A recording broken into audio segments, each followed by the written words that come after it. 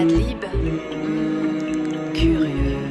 De la lentille vers l'immensité, le regard plonge où naît la clarté.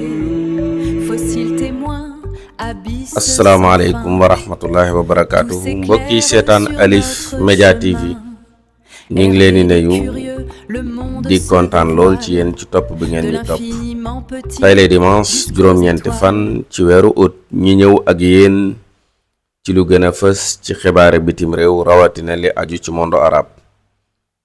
Iran ak États-Unis guerre baa ngay wëy di continuer surtout lu aju ci détroit d'Ormuz bi nga xam ne li ëpp ci pétrole bi sa lay jaar. Iran ne dafay continuer di tëj tànk États-Unis ñëwut fekk ci leen ci li ñu bëgg mooy ñi xaatim am mbir moo xam ne ci la ñuy dëppoo. Accord de défense Arabie Saoudite Turquie Pakistan. Arabie Saoudite Turquie ak Pakistan ñetti réewi jullit yooyu xaatim nañ benn mbir boo xam ne mi ngi jëm ci wàllu kaaraange ña ngi ko signé foofa ca Arabie Saoudite. Liban Israël le dossier Hezbollah. Liban ak Israël ñi ngi def seen kemtulaay kàttan pour Hezbollah arme yum yor ñi teg ci ay loxo ba wàññi seen doole ndax dina ant. Yémen ak Houthi nouvelle menace sur la mer Rouge. ku ne xam ne ne Yémen ak Ali Abdullah Saleh ak nu mu yàggee diggante ñoom ak Houthi yoone yi dafa mosa metti ba léegi loola ma ngay continuer njaw des na waxambin. Palestine Gaza, la guerre n'est pas réellement terminée. Diggante guerre bi am ci Israël ak Palestine dafa mel ni li xew ci États-Unis ak Iran dafa tax nit ñi fàtte ko fan la toll. ñi ñëw ak yéen ci point bu njëkk bi. C'est probablement l'Iran affirme que le détroit d'Ormuz restera fermé jusqu'à ce que Washington fasse des concessions. En parallèle, les discussions Iran-Oman cherchent à permettre une réouverture du passage stratégique. Iran ma ngay continuer di ngoy fu mu ngoy ne tant que États-Unis ñëwut signé benn mbir d'accord xaatim ci li nga xam ne moom lañ bëgg a tënk détroit d'Ormuz kenn du ko tijj. ci boobale jamono Iran mu ngay waxtaan ak Oman ci pexe yuñ mën a def ba ubbi détroit boobu nga xam ne fële li ëpp ci pétrole bi wër àddina di jaar. L'Iran utilise-t-il le détroit d'Ormuz comme arme diplomatique pour obtenir des concessions américaines? Question bi ñu laaj nag mooy Iran est-ce que nekkul ne day utiliser détroit d'Ormuz pour am li muy am ci États-Unis comme moom moo gën a jekku ci côté boobu.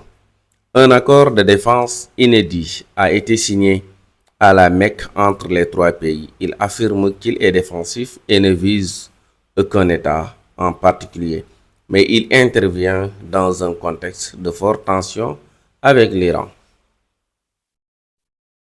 Arabie Saoudite, Turquie ak Pakistan dañoo signé benn accord xaatim benn mbir moo xam ne ci lu jëm ci wàllu kaaraange dañ ci bokk di xalaatandoo waaye di boole seeni ay moyens ci jamono boo xam ne Iran mel nañu ku ñu ber ci benn côté.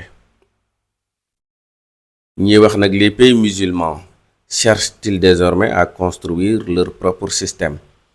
am na ñu ne xewel la amaana réewi jullit ñi dañoo bëgg nag léegi àndoo di xàccandoo di doorandoo ndax booloo moom mooy doole. ñi fàttali ne semaine bee ñi paase diggante Iran ak Venezuela naqadi woon na trop parce que Venezuela dafa convoqué woon premier ministre bu Iran wala ministre de défense bu Iran. lu ko waral mooy nenañ bi Iran waxee ne ñin duuñ Venezuela bokkuñ ak Venezuela ñoom dañoo gis ne Iran daf leen a tuutal daf leen a doyadal daf leen a yàpp moom moo tax mu ne ñin nekkuñu Venezuela ñu fàttali ne Venezuela Amérique dafa duggoon jàpp seen président yóbbu ko tëj ko léegi nag ci biir wax ministre de défense bu Iran wax na ñin bokkuñu ak Venezuela ñoom ñi gis ci seen bopp ne loolu mooy Venezuela ay yambar lañ ay nangam waaye yooyu yëpp doxt muy pression bi nga xam ne Amérique mu ngi koy teg ci seen kaw ndax Amérique bu jàppee président wala leneen dafay teg ay nitam ñi wéy ci ay waawam loolu moo tax Venezuela neexal Amérique tax na muy convoqué waa Iran ci mbir mu ni mel. Liban, Israël, le dossier Hezbollah, Israël, le bilan travaille sur un mécanisme permanent à des forces étrangères à vérifier le désarmement de Hezbollah. Diggante Israël ak Liban autorité yi ñi ngi def lu ñu mën pour Hezbollah dootu yor benn arme wala danañ wàññi dooleem dégg nga ko suqi ay laafam. Question bi nag mooy peut-on réellement désarmer le Hezbollah sans provoquer une nouvelle guerre civile ou régionale?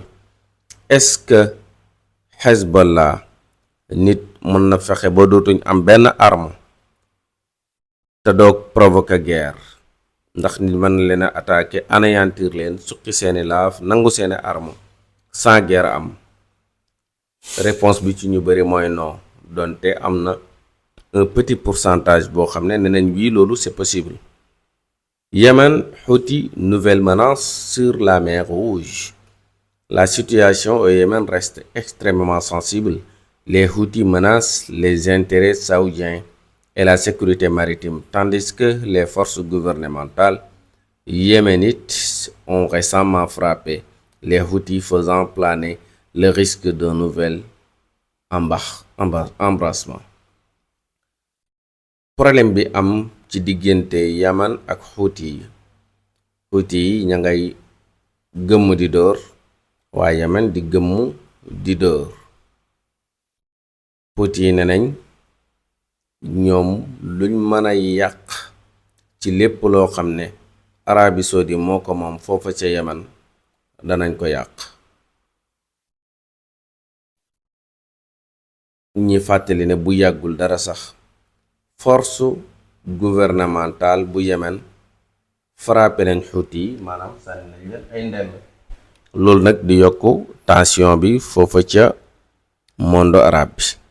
Question bi mooy pourquoi le conflit au Yémen peut-il avoir des conséquences sur le prix du pétrole et le commerce mondial? Problème bi am diggante Yémen ak Houthi yi mën na am jeexital ci prix pétrole bi ci àddina bi yépp loolu nag dafa laaj faram-fàcce amaana dañ ci ñëw ci yeneen question. Palestine, Gaza, la guerre n'est pas réellement terminée même avec les différentes cessez-le-feu et négociations, les violences à Gaza continuent. Reuters rapportait encore en juillet des morts palestiniennes lors des frappes et de tirs israéliennes, tandis que les négociations régionales restent liées à la situation générale au Moyen-Orient. Fële ca Israël diggante Israël ak Palestine nit ñaa ngay continuer di dee ray ga ma ngay continuer bomb ya ña ngay continuer di tàkk waaye ñu bari gëmm ci seen bët wala sax ñu fàtte ko ndax lu ñuy wax naan lu yëngu lu ne la ko yëngu moom moo ko ëpp doole da ko yëngale ko ëpp doole muy li xew ci diggante États-Unis ak Iran dafa mel ni dafa fàtteloo nit ñi li xew ci diggante Israël ak Palestine. Gaza est-elle devenue une question secondaire dans la nouvelle guerre régionale autour de l'Iran? Loolu mooy question bi mooy est-ce que Gaza dañ ko fàtte ndax li xew Iran? L'Iran est-il en train de gagner la bataille diplomatique?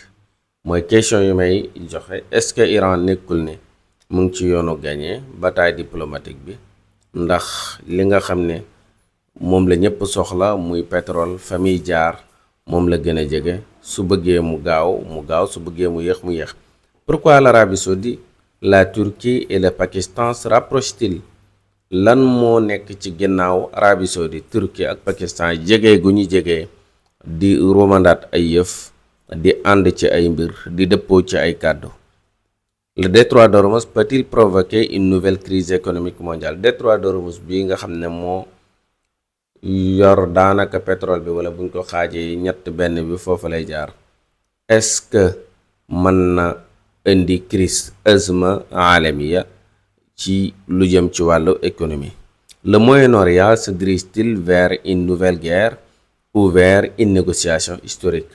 Moyen-Orient, est-ce que ñoom dañoo jëm ci benn guerre boo xam ne day am commencement mais du am jeexital, wala dañuy jëm ci dëppoo goo xam ne fa lay problème yu bari jógee jeex?